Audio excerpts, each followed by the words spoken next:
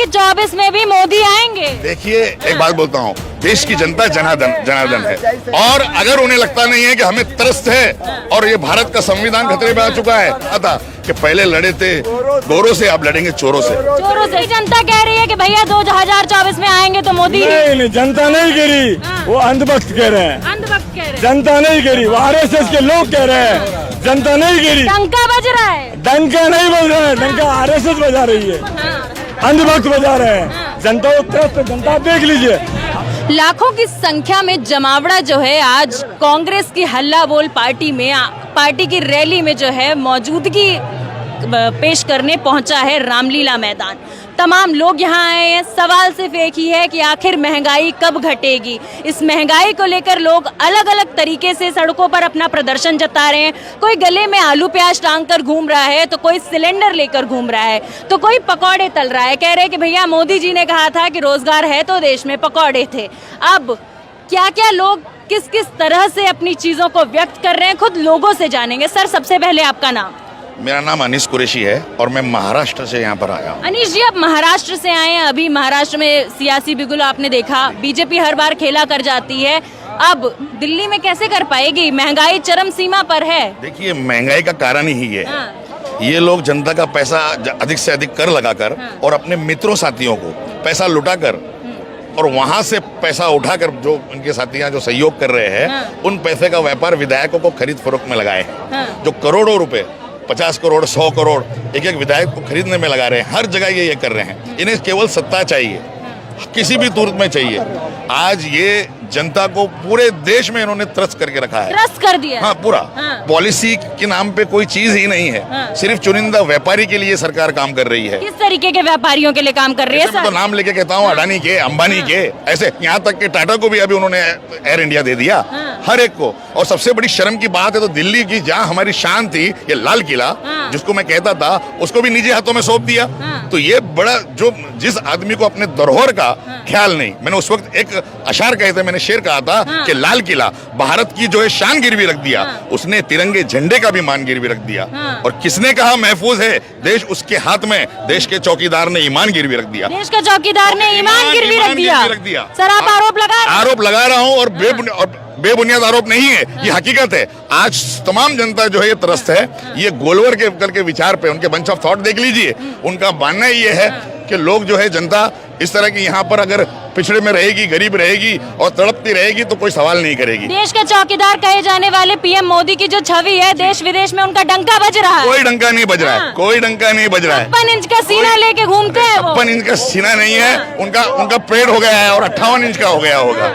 हाँ, और देश के पैसे का नाश ही किया है उन्होंने। जो जरूरत की चीजें वो नहीं कर रहे हैं। अपनी पूरी छवि, वो देश की जो छवि है वो खराब कर दी है। विकास ला रहे हैं, 24 तक विकास आएगा। 24 तक विकास आएगा। विकास तो मर गया। मैंने सुना यूपी में एक विकास को मार दिया।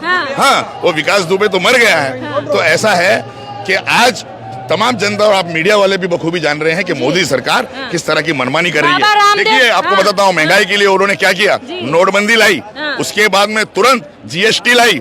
तो ये लोगों के जेब पे डाका है, और ये लोगों के जेब का डाका पैसा निकाल कर ये पूंजीपति अपने मित्रों को सौंप रहे हैं। डाका नहीं है सर, डाका है, डाका नहीं है।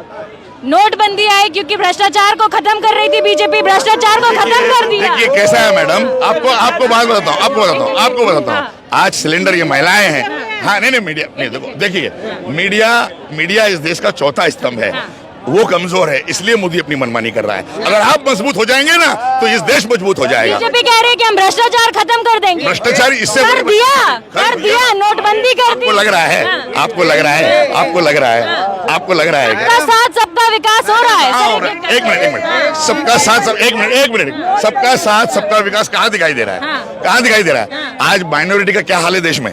आज माइनॉरिटी को किस कगार पे लाके छोड़ दिया है? आज दलितों को किस कगार पे? कोई आदमी मटके से पानी नहीं पी सकता दलित।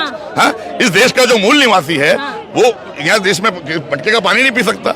आज संविधान कहाँ है? इंदर मेघवाल की बात कर रहे हैं। मैं फिर तो आज हर जगह, हर सूबे में आपको यही चित्र दिखाई देगा। सर, बाबा रामदेव कहते थे कि जब बीजेपी जो है सत्ता में आएगी तो 35 रुपए लीटर पेट्रोल भी। बाबा रामदेव वही जो सलवार छोड़ के इस रामलीला से भागा था, वही ना। आज तो वही तो मैं बोल रहा हूँ ना कि बदल रहा है देश, ये सच में साधु भी व्यापार करे। अब मैंने कहा था, आज वो साधु व्यापार कर रहे हैं। कितने हजार करोड़ की आसामी बन गए रामदेव। हाँ तो वो मित्रों को सपोर्ट कर रहे हैं ना, मित्रों को सपोर्ट कर रहे हैं। बीजेपी के हैं वो जी 100% उनका तो विकास हो ही गया है, उनका विकास हुआ है।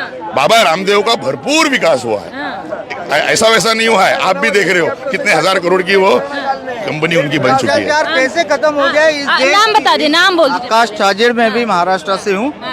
इस देश में भ्रष्टाचार कैसे खत्म हुआ है? इस देश की केंद्रीय मंत्री की लड़की बिना परवाने शराब बेचती है गोवा में, सारी दुनिया ने कौन देखा। से मंत्री की बात कर रहे हैं? स्मृति ईरानी जी की मंत्री, तो उनकी लड़की ने गोवा में बिना परवाना शराब बेचती है। ये भ्रष्टाचार खत्म हो गया है?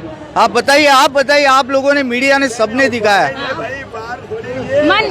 उसकी इच्छा है, वो रेस्टोरेंट खोली, बार खोली, तो बिना लाइसेंस के शराब बेचना ये उसकी इच्छा है? ये इच्छा है? पूछिए ना बीजेपी वालों से। हम लोग तो रोज पूछते हैं, आप लोग पूछिए। हम लोग तो रोज पूछते हैं, आप लोग पूछिए। यहाँ हमारे साथ एक मृतक व्यक्ति के नाम पे वो रिन्यू कर दिया लाइसेंस का, तो ये कहाँ का इंसाफ है?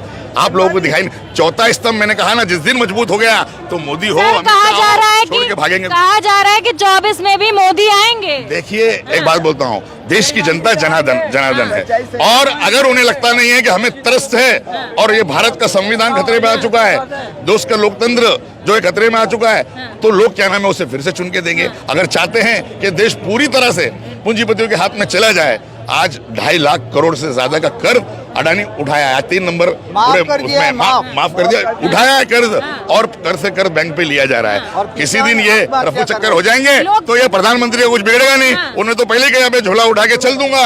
हाँ तो वो झोला उठा के कहाँ जाएंगे? अमेरिका जाएंगे, स्वीडन जाएंगे, कहाँ जाएंगे? ये पता बता के जाए कहाँ जाएंगे। और वो जो झोले में भर के हम लेके जाने नहीं देंगे, हरगिज नहीं लेके जाने देंगे। कांग्रेस का ही नहीं, पूरे भारत का, देश का एक एक बच्चा इस जमीन के लिए, जैसा उस समय हमने कहा था कि पहले लड़े थे गोरों से, अब लड़ेंगे चोरों से। सर आप लोगों पे भी आरोप लगते हैं कि 70 साल आप लोगों ने कुछ भी इस देश के हित में नहीं किया।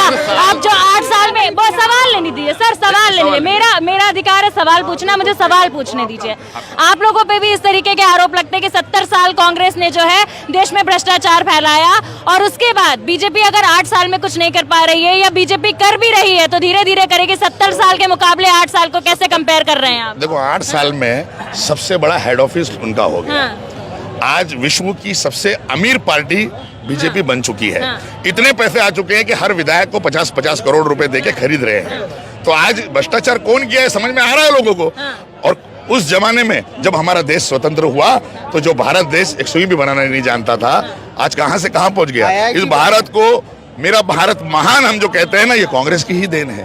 ये नेहरू जी के विचार थे। IIT, एजुकेशन, एम्स जैसी सुविधा जो ये कांग्रेस ने ही बनाई। ठीक है सर, हमारे साथ एक महिला भी है, हमारे साथ एक महिला है। मैम आपका नाम? मैं सरोज धुरिया, जिला अध्यक्ष महिला कांग्रेस के प्रताप। गाना बड़ा गाते थे बीजेपी वाले, सखी सैया तो खूब ही कमाते हैं, महंगाई डायन खाए जाता है। अब काहे चुप्पी साधे हैं? अज्जे बहुत सत्य है, महंगाई तो खा ही रही है लोगों को, महंगाई देख रही है।